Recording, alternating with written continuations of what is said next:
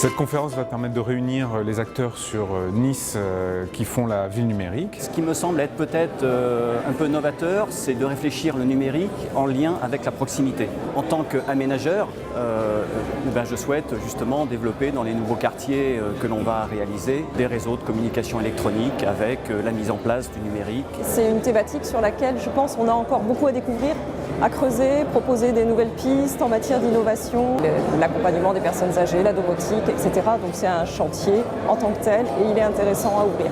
Au fond, ce qui caractérise notre monde hyper moderne, c'est qu'on vit simultanément dans différentes échelles de proximité. Vous allez voir à nouveau aujourd'hui évoquer ce problème grâce aux technologies numériques qui ont tendance précisément à renforcer ce caractère multiscalaire de notre vie. La métropole Nice-Côte d'Azur s'attache à mettre en place une véritable mutation qui donc doit s'opérer pour se transformer en un haut lieu de l'innovation ouverte et de l'excellence et faire effectivement de la métropole une métropole interconnectée et durable. Sur le territoire de la métropole niçoise, le numérique, ça fonctionne, c'est partagé, c'est développé par tous. Le numérique, nous devons jouer avec. On a obligation de jouer parce qu'on veut gagner et que pour gagner, il va falloir jouer.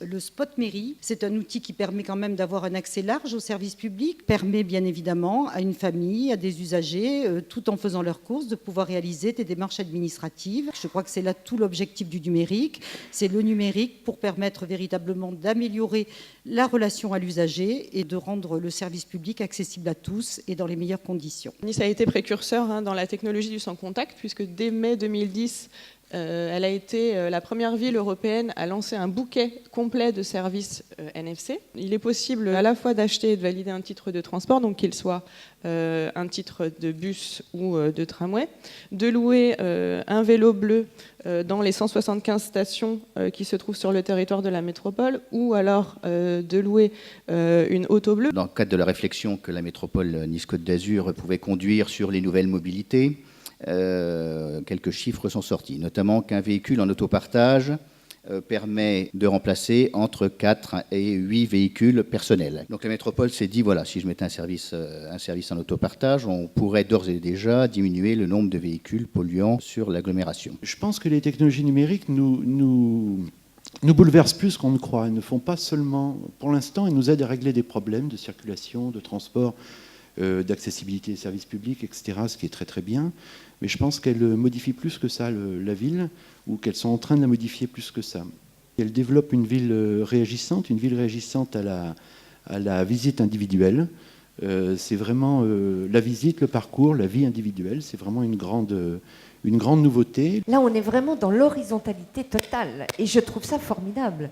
Parce que sinon, ça veut dire que le numérique n'est qu'un outil de plus pour prendre le pouvoir d'une manière ou d'une autre.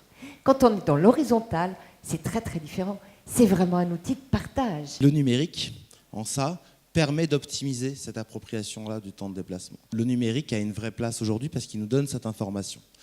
Il nous dit, tiens, là, tu peux utiliser cette auto bleue et tu pourras re-rentrer peut-être après en vélo bleu pour garer ta voiture à toi à tel endroit. Et ce numérique-là, que c'est un accélérateur et un facilitateur de changement de comportement. Pour que tout cela fonctionne, il faut développer les usages. Et pour développer les usages, il faut qu'il y ait des usagers. Comment faire passer les messages auprès des usagers pour que tous ces consommateurs, tous ces gens qui habitent une ville, puissent profiter de ces usages? Probablement qu'on est en train d'arriver à un moment où l'espace public sera moins fonctionnel, moins lieu de fonctionnalité, et plus quelque chose d'autre, c'est-à-dire lieu d'innovation, lieu de sociabilité, et peut-être encore beaucoup d'autres choses.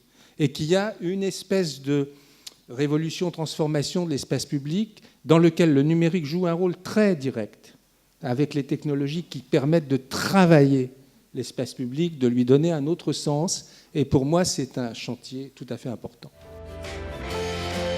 Des questions passionnantes sur ce sujet. Les réponses commencent à être abordées. On a des années, peut-être des décennies pour y répondre intégralement. Donc je remercie la Fondation pour la très bonne matinée.